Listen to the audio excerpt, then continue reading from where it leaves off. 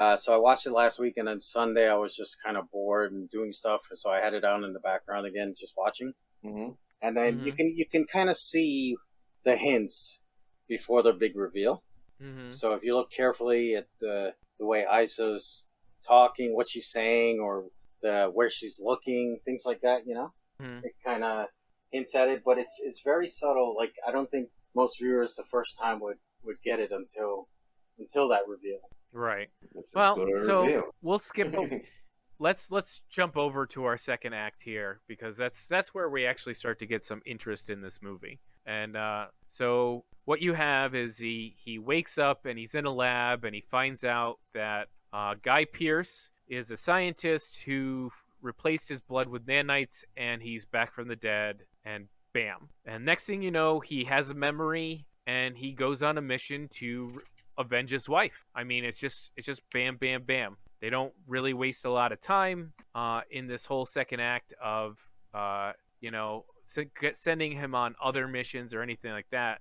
They go directly to the Here's revenge what I mission, didn't like about which I that. was like, Sorry, Chris. Mhm. But it I- wasn't no, go it ahead. wasn't a revenge mission. It was personal for him. yeah. Just Yes, just to that's make what I sure we mean. don't Yeah. gloss over before we get to the whole revenge mission is the way that Guy Pearce's character kind of explains the whole technology, not just to the technology, but like the other advances in science are being made. You know, the cybernetic enhancements of the other military folks that were there, the little squad that we saw. To me, was like, Mhm. wait, so this has been around for how long, and these guys are still going on missions, getting killed, and then meanwhile you had this death squad that's supposed to be part of the military, like that's when I'm like, oh, the train is starting to buck off the rails here. Like, this is a huge plot hole. It's tough for me to suspend disbelief, but let me continue. Let's see where we get with this. Well, let's talk about the whole technology aspect of this because this is where we really start to get a quote unquote explanation on the different abilities of the different characters. So Vin Diesel's character himself, his entire bloodstream is supposedly replaced with nanites that have a limited power supply but can repair him as he gets hurt, right? Right. So like Guy Pearce cuts his hand and then they show a close up of these little things coming and repairing flesh. And also whatever. because they're nanotechnology, technology being the key word, you're basically connected with the internet and any sort of other machine device. Mm-hmm. So what you find is he automatically starts connecting to computers and the internet to find information he didn't have. So they're obviously in his brain. Kind of the cooler power almost is his ability to learn new things, almost Neo-ish. In it looked up the how to fly a helicopter or a plane or whatever, and he learned how to do it supposedly in a few minutes. I mean, I thought that was a pretty cool thing that was kind of quickly glossed over. Yeah. The other characters, so Guy Pearce, it gets explained that he has a bionic arm, which just looks like a super advanced bionic arm. He's got like a computer in it and not much else, right? It's tough though. It's strong. It's strong, but it's only as strong as the things connecting it to the rest of his body. Mm-hmm. Yeah, I guess. Yeah, and it's a good defensive weapon. The girl KT, the woman, she has her lungs replaced by technology.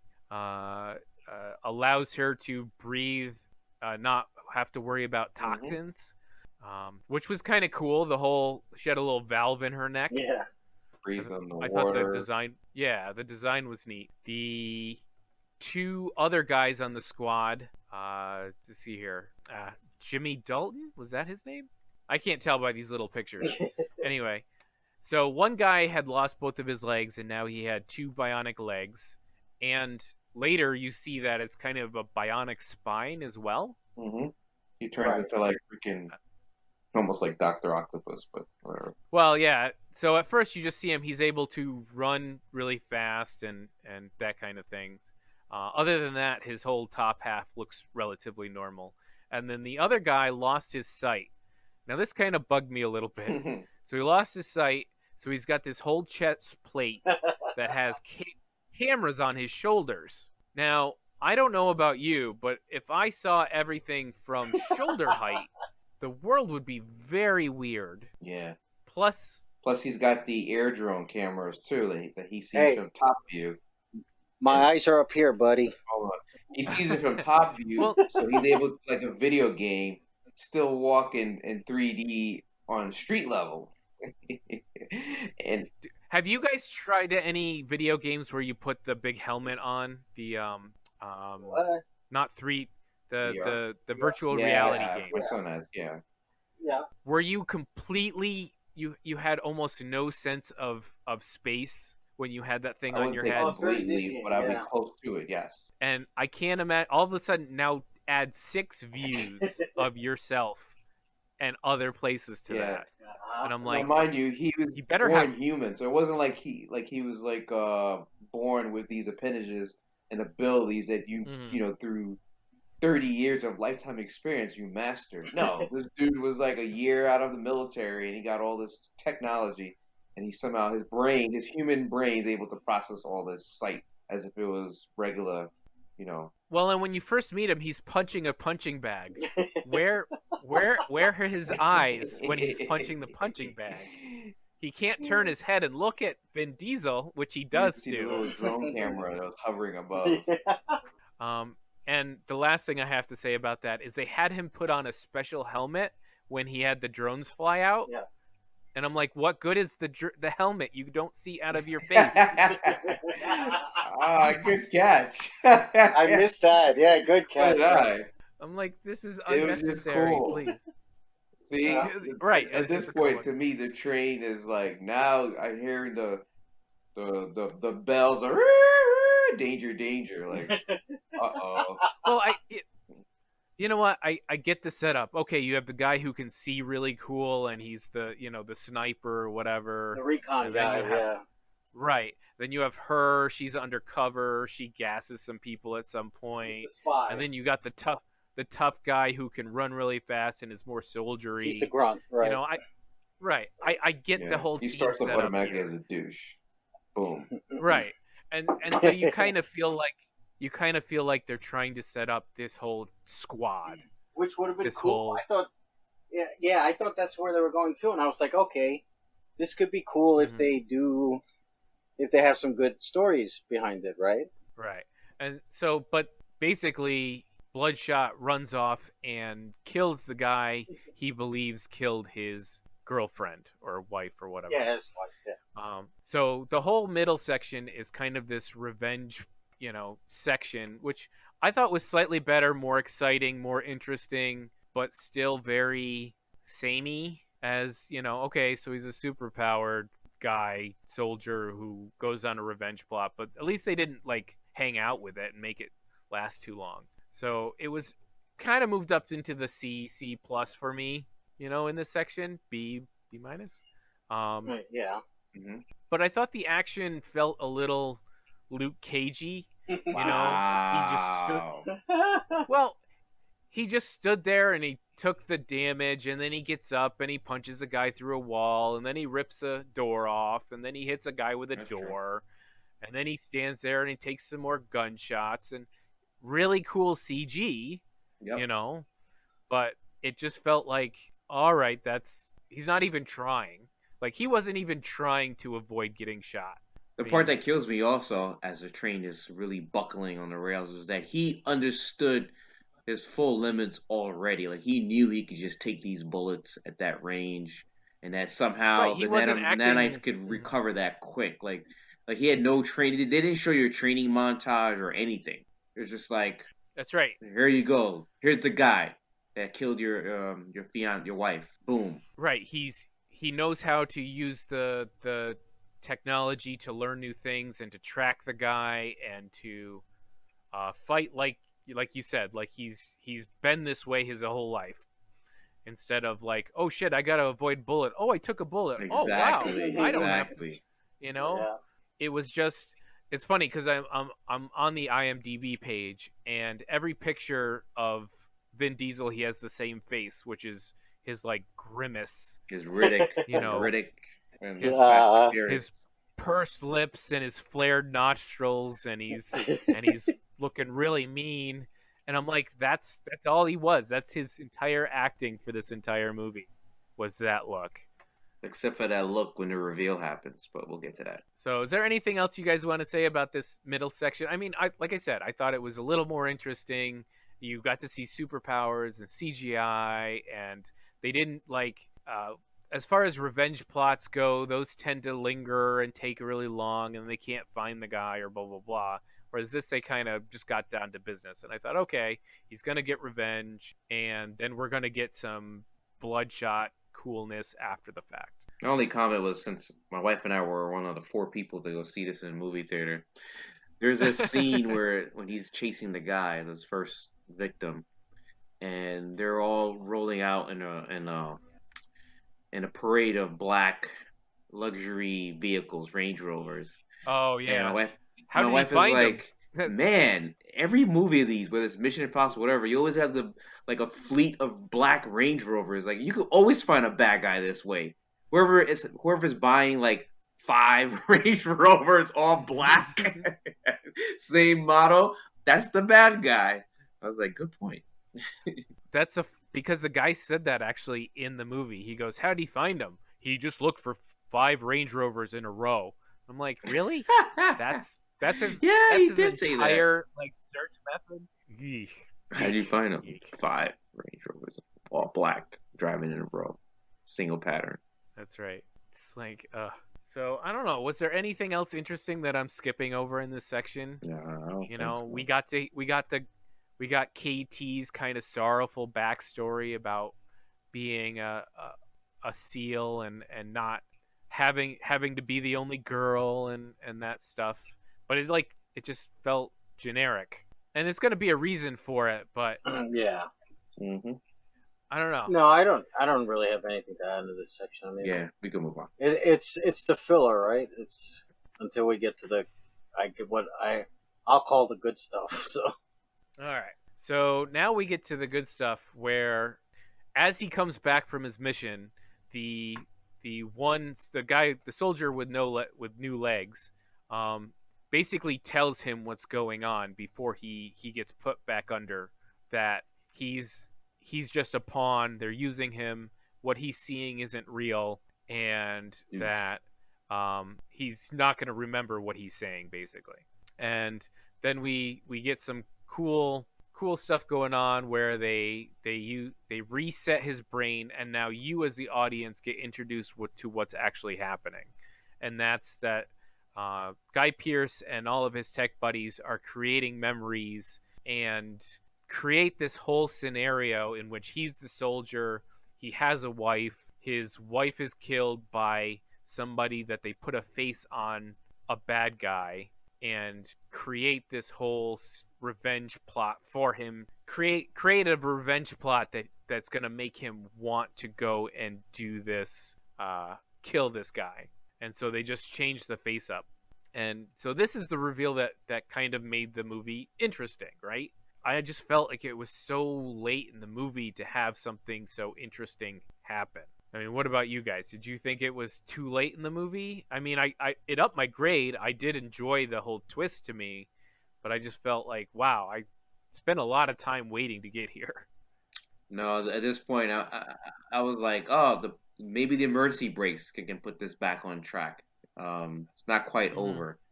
I was still curious to see how this was going to tie in to Vin Diesel's character learning about himself, and then how would that develop. I was still hoping that something would change from this revelation. So that's why I was still on board at that moment. yeah, same I here. can see that. Oh, okay. I thought you were going to say more. No. I didn't have a problem with when they did the reveal. I guess it was fine. Yeah, I don't think it was too Like, late. Chris? Are you suggesting so you're suggesting they should have done it earlier, right?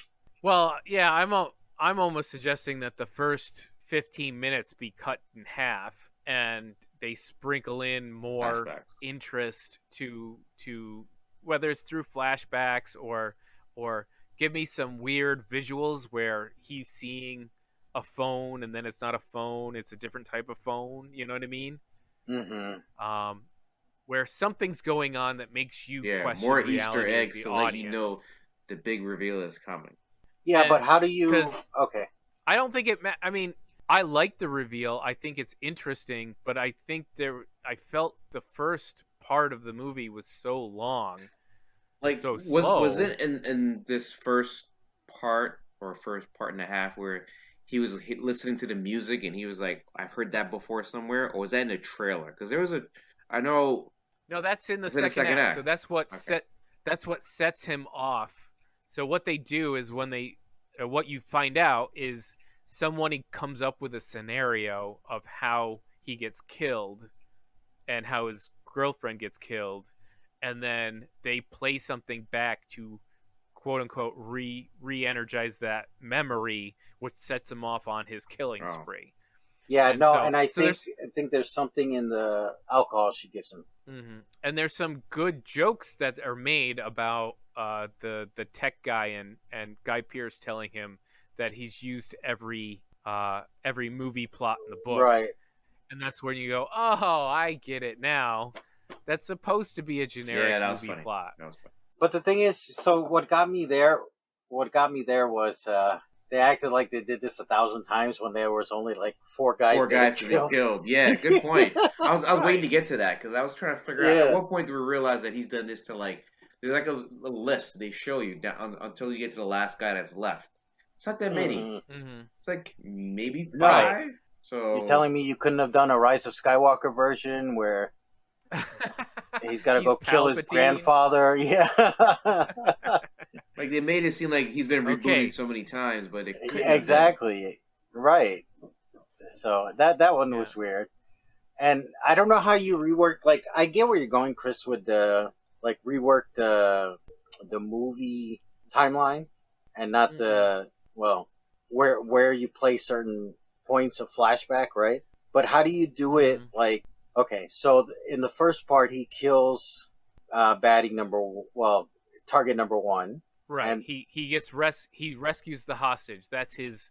They quote unquote make the backstory for him that he rescues the hostage. No, not comes home and sleeps with his wife. yeah, no, not talking That's about what that. you're I'm talking about when he goes out to kill, when he wakes up with the nanites and he goes to kill the one guy, right? The revenge killing, and See, I think it's not that part so much. I think you need to shrink the first act, okay, and then you move everything forward. And then during his first revenge killing, I want something weird, unexplainable to happen to him.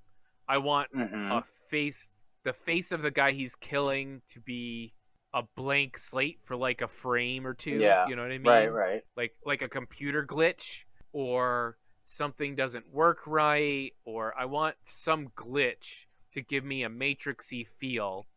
Like think of the Matrix and how well, Neo is like, oh, the white rabbit, and then things start to go weird for him and he starts to notice stuff isn't right. And I don't think I got any of that, and I think that would provide a little bit more fun for the audience than, oh, cool, a revenge plot with a standard backstory. Like, I understand the reveal in the third act is really good, and it makes all the setup kind of like, oh, I get it now. Mhm. But I don't think it makes it any better of a slog sitting through it when you're feeling like everything's generic and you've seen it before. Even if there's a purpose to it, it spends too long on that, and it doesn't give you anything to feel like there's something different here that you should be expecting and building up to. Yeah. Okay. All facts right there. So at this point, he gets rebooted. He gets sent to kill the last guy who Guy Pearce thinks is a problem for this nanite technology before he sells it to the military. Now, let's talk about this for a second. This is when I feel like the train is coming back off the rails now, because let's say what he is. Guy Pearce is the main antagonist for this movie, and his mission is using this technology to thwart others who help create the technology and eliminate them. Right. And I didn't quite understand like these guys all came together with the same technology, and then you split, and now you're killing them all. To what purpose? So you have sole ownership of this Well, he says something about selling it to the highest bidder. I don't think he's just thinking about selling it to the U.S. military. But if these guys are scientists, why does he need like super soldier to like? Can't he send the guy with the eyes in his chest as a That's sniper? one. And just like two. Mm. Wouldn't the these other guy? guys have the same technology too? Unless he was like the chief technology officer, and the other guys were, which I didn't think were just like coders. And at this point, I'm like, man, there's a lot of holes in this plot. Well, they were obviously had a lot of money because they could afford these giant security details and And is bands like of Black Range Rovers, because the other guy had one too. right. Right, and he had a whole secure building and everything. Yeah, good point. So you're right. I don't know what those guys. I understand the plot's pretty basic. He wants to kill the people who he feels are a threat to this technology, but I don't know what threat they are. Yeah, You're just kind of going with this. they never Whatever. explained that Okay. to us. Like, what real threat do these guys pose to them? Because it looks like the last guy was minding his own business. He was living, secluded somewhere with his own people. Like, he wasn't looking to do anything to Guy Pearce's. Right, you could just tell him, "Hey, look, if you say anything, I'm gonna send this guy to kill you," and they probably wouldn't say anything. So off Vin Diesel goes. Off he goes. Now this is where we get introduced to the newest but actually interesting character here, Wilford Wiggins, as Mike said, played by Lamorne Morris, and he is, as one guy puts it, he's the smartest guy. He built some of the code that is actually in the nanobots, even though he didn't do it directly. The one coder says he used some of his open source code to put it in nanobots, and I was dying. I actually started laughing at that because I'm like, this level of technology, and you're using open source code. Yeah, dude, what the hell? Can you explain that to the rest of us, and erudite folks? Open source coding. Mike, you wanna take that? Yeah, well, basically, when you write a program, you write it with code, and you can your code is either proprietary, which means only you have a copyright or a patent on your app or your code, and no one else can use it, or it's open source where anyone can use it. Like the Google's Android platform is open source, so manufacturers can take that operating system and put them on the devices, whereas the iPhone is proprietary code. Gotcha. And so the funny thing about that is, like, you use open source. Like, if I'm making a website, I'm going to use open source code because I'm shit with HTML or CSS or whatever. Mm-hmm. So it usually shows that I don't want to say you're less, but you're going and just grabbing something someone else did instead of making it yourself. Yeah. So if you're supposed to be like a super smart coder tech guy who's building super soldiers, the fact that you go on the web and grab someone else's stuff. Right. You're using your own customized coding to create this software. You're not borrowing bits and pieces of somebody else's stuff. Got it. It's exactly right. It's like the guy saying, "Well, you're part Android, so if something happens on the Android platform, you really should be careful about your blood." Got it. So, yeah. I just thought that was funny. Oh, yeah. So anyway, he's basically introduced as the secondary character who's the smartest coder, better than everybody else, and he's currently kind of under control of the guy who's the target, and he's got a super weapon, not a super weapon. He's got a weapon, an EMP that can shut down Vin Diesel temporarily. Yeah. EMP, electromagnetic pulse, that can create electromagnetic disturbance that will knock out anything using electrical current over a certain. It's so funny to me how many movies when they have to explain what an EMP is. Did you notice that? Yeah, every movie. Finally, Guy Pearce says, "I know what a damn EMP is." Every movie. Yeah, they did that in Dark Fate. Remember? Yeah. The Matrix did that too. Yeah, but that EMP was powerful enough to knock out like the grid and everything within that area. Well, yeah, if you're gonna set one off, you've got a radius of what you're gonna shut in down. reality, you didn't need for the nanites. You didn't need anything that powerful. No, That's the point. Then You is just- where I laugh. You guys had the coding section. Yeah. I laugh at this section. Like, really? That is Right. like a shotgun for a surgical. Oh, well, and so at this point, Vin Diesel gets shut down after he actually completes the mission. He does kill the main guy, but our new hacker guy resets Vin Diesel and tells him everything that's going on. And Vin Diesel, not being connected to the main hub, has some time before he is he's himself. He has his own brain, but he still has no memories. Very few memories. And this is where we start to see that interesting thing that I was asking for, where he's kind of remembering stuff, but it's inaccurate, it's incomplete, and that's the kind of stuff I was looking for earlier in the movie. yeah. At that point, you can kind of say it's a little too late. Too little, too late. It's starting to get there. Yeah. Right. So here we have the final couple of showdowns, where at first he gets chased down and they're able to subdue him, but before they see now I'm Hold on. confused. Before they chase him, so they- he goes on his own private mission to find. Right, to find his wife. So they capture him, but why did they not? Because they were about to drain his blood, about to drain the nanites from him, but they stopped doing it. And I forget what mission they were going to send him on that they decided to not drain him. You know what I'm talking Yeah. Mike, you've seen this twice. What was? about? Sorry, what's that? So what was the mission that he was on that they were about to drain his blood and they decided not to do it? Like from what I remember, he went to go find his wife and then realized That's when he got chased down by the legs guy and eyes dude, and then he Eyes realized that wasn't his wife. They were never married. It was maybe they were dating. No, they were. No. Well, she left. They him. were divorced. She left Yeah, him. they got Left. divorced. So they actually were because married. he kept wanting to go. Because he kept wanting to go back into service, and she wanted him to stay home.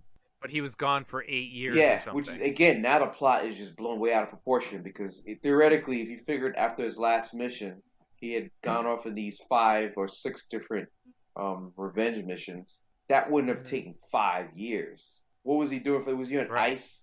I mean, like Winter Soldier. Like every year they woke him up to kill one guy. No, what I got from that was he was still in the service, but they had divorced because she wanted him back home, and he didn't want to leave the service. Doesn't mean he died like right after. Hold on. But she was killed right after his last service mission. No, that's the thing is I think he's right. That she wasn't surprised he was alive. So as far as she knew, he has been alive this whole time, and they were just apart. So his death is a construct. He has no idea when he really died, which could have been very recent. That's what I'm saying. I was going to say he could have been dead for like 3 years. Yeah, because to her, and then they planted the first mission in his head. Yeah, or it was just he had just been shot or killed or whatever. Terrible.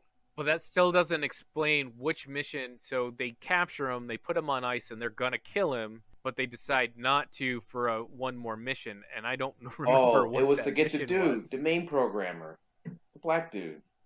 Oh, it was to get him. So you're talking about this is after they killed Nick Barris, right? Barris was the last guy on the list. Yes. They killed him. The first guy, killed him the same time with the EMP bomb. He was dead right before the EMP bomb went off. Right. So then you're talking about this. The last mission you're talking about is to kill Wiggins. Yes. Wiggins. Okay. Yeah. But before that, they had sent what's her name to go after Wiggins first. KT.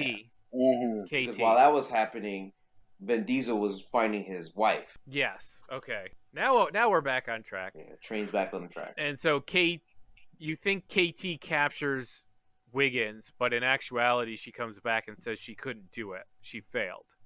So she is now not on board with. Right, she's turned. Yeah. Yeah, my wife noticed that even before that. She was like, "I bet you she's gonna be working with Wiggins." Oh yeah, she didn't like working there the whole time. Like everything she did looked like she didn't want to be there.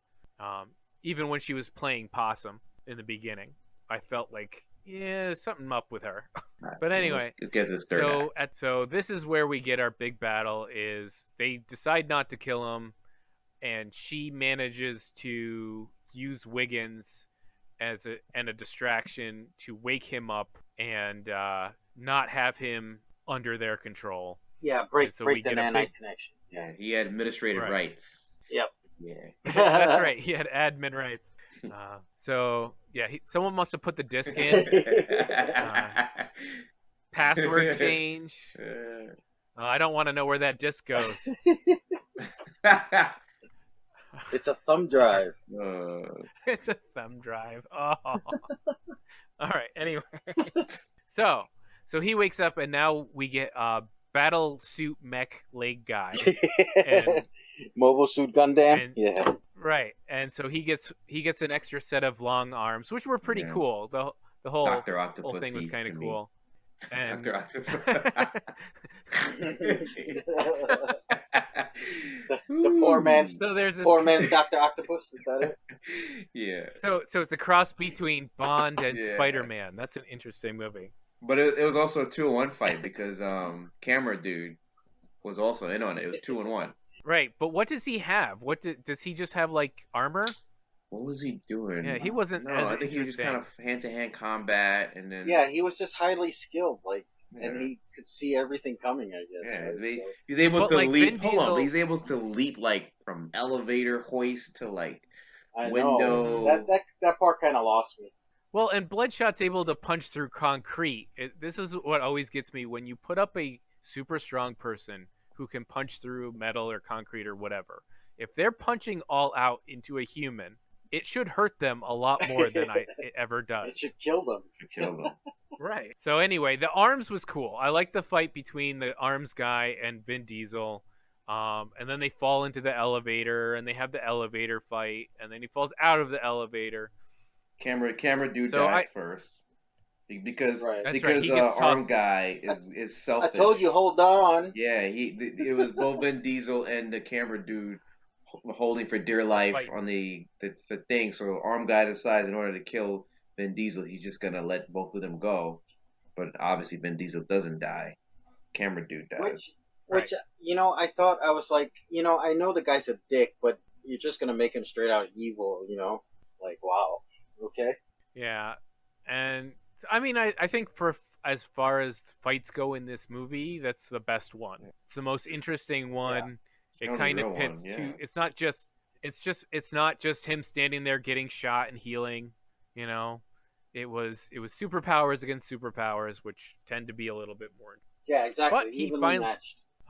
So here we pass off to the ending. What do you guys think of the last fight? So we actually get Vin Diesel versus Guy Pearce, and it's really not a fight. No. It's just a showdown sort of a thing where Vin Diesel's basically out of power. He takes like a grenade to the chest, heals one last time, and then he's out of power and can't do anything. And so Guy Pearce is there with a rocket launcher, and he thinks he's got this one because he's got no more healing left. And Vin Diesel does the surprise and blows them both up. Da-da-da-dun. That was kind of cool though. I think I saw maybe a portion of that in the trailers leading up to the release. So this was like the money shot, for lack of a better word, and I thought it would still look good in the big screen. Slow motion, the CGI, Vin Diesel's face emerging. I mean, Well, the Yeah. CGI throughout the whole movie I thought was pretty good. The only part was him and the arms guy falling down the elevator where there was a kind of a second and a half of like CGI face that was a bit it weird. looked like But Mario otherwise- Luigi hopping back and forth. Right. But like the nanite, the rebuilding, Bloodshot, the grenade launch, the explosion, all that was Yeah. cool. It was. That's what gave me a C+ from an All Out D. What about you, Mike? Let's do this. What stuck out of this movie for you guys? Was it the CGI? Was it Guy Pearce? Was it the acting?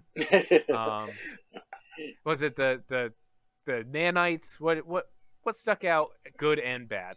The only two things I really enjoyed were Guy Pearce and Wiggins. Like the rest, I didn't hate. Like it was fine, but the standouts for me were those two characters, and the CGI was decent. So it looks like they spent some money. And what stood out to you as the worst of The whole first and a half part of the movie. Yeah. I mean, I agree with Mike as far as Wiggins and Guy Pearce, who, thank God, this guy's still getting those paychecks in Hollywood. Good job. He makes a good bad guy. He This does. could be like a really bad prequel to Iron And that Man. wasn't really the start of his career. I mean, I remember him Time No. Traveler, and LA Memento. Confidential, that's where you gotta start. LA Confidential. Oh, that's a good Then movie. he flipped it LA on us with Memento, and then a couple of movies after that, and then obviously Iron Man 3. But yeah, so those were the good parts, and then the bad parts, it's like the whole first hour of this movie. Like I really was looking at this like this is gonna be an F. And No, then, you know, my problem with Vin Diesel movies is that I look at the movie and I just see Vin Diesel, right? I don't see a character. you can't say Right. that. There's some of his movies I've seen him before. You know, I love Pitch Black. I even love No, the I Skippy- like the characters, but they don't like. It's kind of like when you see, for me, like when I see Christopher Walken on the screen, I don't see his character. I just see Christopher Walken. You know, it's the same kind of thing. Not to say they're bad actors, but it's just they have that No, their one character, style, basically. Yeah. like their real life character has overtaken any character Yeah, acting. I see that because you can go back in his earlier catalog. You can't really say that like Boiler Room. You can say at one Yeah, point, Boiler Room was good. at one point he Yeah. was trying to be a really good actor, and then he realized, oh, he Right. made more money doing these type of roles. Yeah. Well, and think about like a Jeff Goldblum, where they put him in a movie to play Jeff Goldblum. Right. You know what I mean? That's exactly right. Yep. Guardians. And so in this Ragnarok. in this case, I think that they've put Vin Diesel in to play Vin Diesel with superpowers. Yeah. An upgrade, as the trailer said recently. So I think for me the best part was the twist on, you know. Yeah. I think they held it too long. I don't think they gave you enough interest beforehand.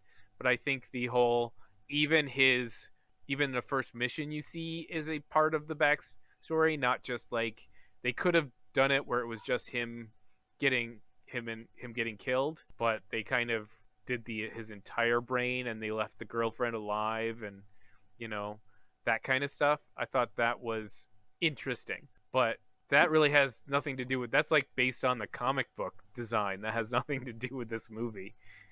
Well, let me ask you one question. I know we're talking about what we like, we didn't like, but just going back to the movie, the ending, like, did you believe at the end that he was rebuilt with like same level of powers or something different? Like they kind of left it open ended for me. That was kind of a weird thing where all of a sudden Wiggins was like, "Oh, I upgraded your nanites. They never need recharging now." I was just like, oh, "What?" He used some open source coding. Yeah, I guess it was like he found the Stark power source. There you go. Which was supposed to be like because I know we're talking about what we like, what we didn't like, but you have to imagine the game plan was for them to be a sequel. That's why they kind of ended it that way. Yeah. They kind of ended it the way they did, expecting it to do, you know, reasonably well in the box office, so they can do a sequel. I mean, it's one thing if it was like he had his chest blown open and they repaired that, but supposedly you basically sat on a grenade, and where's all the flesh coming back from? And that night's, man, overtime. Overclock nanites. Overclock. But that's what you're supposed to be feeling like, oh my god, he's out of power, so he can't come back. Right. Like give me 1%. Give me 1% nanite power left and be like, yeah, we figured it out. Yeah, exactly. I don't know. It's not something I would really want to spend much time thinking about, but it just felt like they went overboard multiple times unnecessarily. Yeah, and the last line of the movie was Wiggins asking if this was a simulation too, right?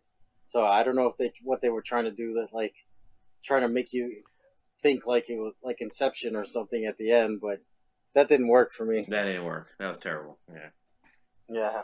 Well, yeah, because if you're gonna do that, then you're like, okay, so what was the point of this movie? Then? I don't know. I think Matrix was a better. This is a much worse version of Matrix. I wouldn't even put these two in the same book. I don't know. I don't hate it. Like it's one of those where I watched and I was like, okay, like I'll watch dumb action movies. This was a dumb action movie with a cool twist and decent CGI. I'm not mad at it. If it's free on like cable playing, and it's anywhere near past the middle, I'll definitely watch. Right. That's right. I won't watch the whole first half. You're right. No, and that just just to add another part I did like was the way they did the rendering of the environments in his head. Like adding a thing here, add that there, So like they tried to put some detail into it. Yeah, like that section, like I just wish some of that was in the first half. Right. Where you're like, oh, that's weird. Wait, okay, something's weird's going on here. I see something's weird's going on here, and I want to know what it is. And it just feels like, it's one thing to have a twist where you don't see coming, and that can be okay. But it's another thing to have a twist where, hey, we set you up to see this. If you go back and look, you just missed some stuff. And not just like... I mean, if you want to compare it to The Matrix, for example, remember in 99 when that came out, and nobody knew what the hell The Matrix was, but you watched the first act, and you watched Trinity jump in the air and hold her position in the air, and kick ass, and do things that aren't humanly possible, right away, okay, this is not a normal world, right? Yeah, and but you don't know Chris why. Said, they did give you some Easter eggs throughout the whole first act with the White Rabbit and Neo. Right. Feeling something's not exactly. They did exactly what Chris was alluding to with the flashbacks or Easter eggs, I should say. Keep you intrigued.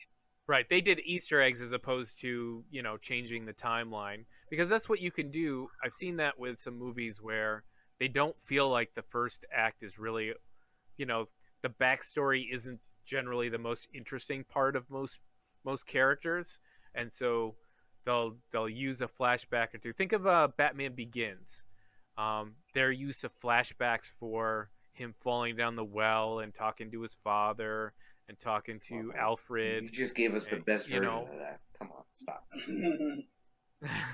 But yeah, it's that idea. Like if you watched 15 minutes of Batman Begins and it was a little kid playing and falling down a well and his dad coming down and picking him up and telling him, "Why do we fall, Bruce?" and then on the train, and then you'd be like, "Oh, come on, man." Yeah. And unfortunately, DC has this bad habit of spending 15 minutes on these people as kids. The only one that worked was, I think, Wonder Woman. That was the interesting. But you know why that worked? Because we really hadn't seen it before. Well, yeah, because it's a new world. Right. It's a completely, you're introducing us to the mascara. It's no different than Batman Whereas Begins. this, I love seeing that. Yeah. Mm-hmm. So, Hey, Joe, we got Joe. You're gonna die. Oh man. So yeah, they could have done some more interesting things, I think, to spice up the beginning. Look at John Wick, the first one, where he's having flashbacks of his wife, before she passes away, when she's sick, and they're giving you little flashbacks of that. Well, Punisher didn't this season of Punisher do that? Yeah. Yeah, it did. Yeah, it did. More violent way, but yeah. So. But there, that's what I need to start. There's interesting. Go ahead. Yeah, there's interesting ways to kind of spice it up and move it, maybe pick up the pace a bit. And I understand, watching it at the end, I didn't hate. I didn't mind the movie, but I think I'm C+. I'll give it a C. I gave it a C+. That's exactly what I did. My son, who watched it with me, gave it a B. Now he's retracting his grade. He gave it a B+ when he was coming out of the movie theater. And I told him about this pod in a review. He was like, "Yeah, it's a C." I was like, "Oh, now it's a C." That recency bias. Yes, he had it full effect. Yeah. We backtracked it when we were talking about the movie today. That's right. Well, like we were talking about our earlier movies, comfort movies that we watch, and we mentioned Bloodsport. Speaking of a blood-related movie, and I know that movie is the acting is horrible. The him training really isn't that cool. But I love the movie anyway. So it's not that I expect these movies to be the best, but I don't know. I didn't find anything to really, besides the last act, that really drove me with this movie that I would go back and watch it again. I don't know how Mike did it. Boredom. Dude, I have so many things I'm supposed to be watching. Of course, I did catch up to episode 150 of Boruto. So. Oh wow. All right. That's it. I think that's it for Bloodshot. C plus is where we're at with it. I think we are. I don't know. I don't even know what we'll talk about next week. Maybe we'll talk about Picard. We can get James. I finish it. James can finish it. Mm-hmm. Yeah, that'd be good. I would love to discuss that finale. Okay, because I just want to talk about episode 8. That's the only one I care about. No, but we have to talk once you see it. Well, I'm sure you'll have a lot to discuss. I always have opinions. Yeah. All right, guys. I had a great time. Thank you for joining me. All right. Thank you. Thank you for having us. You guys have a good week. Stay safe. Thank you, everybody out there on the front lines of the supermarket with the sneeze shield. Yes, and also the on a real serious note, first responders, the medical technicians, everyone. Thank you for your service. Yeah, it's definitely in harm's way. They're helping us with this pandemic. And really, people, stop stealing shit. Yeah. You don't need 5,000 masks at home Have to some sell. decency, please. And on a lighter note, please subscribe. Give us 5 stars. We'll try to give you some more content to keep you guys entertained during your shelter from home and all that stuff. You would think with me being home I'd be quicker, but maybe if someone came and did my laundry. Oh, nobody can come over. Never mind. So yeah, guys, don't forget we're on iTunes, Spotify, TuneIn, Google Play. Check out the website heroespeak.com. Check us out on Facebook and Twitter and Instagram at Heroes Peak. All right. Thanks, guys. Have a good night.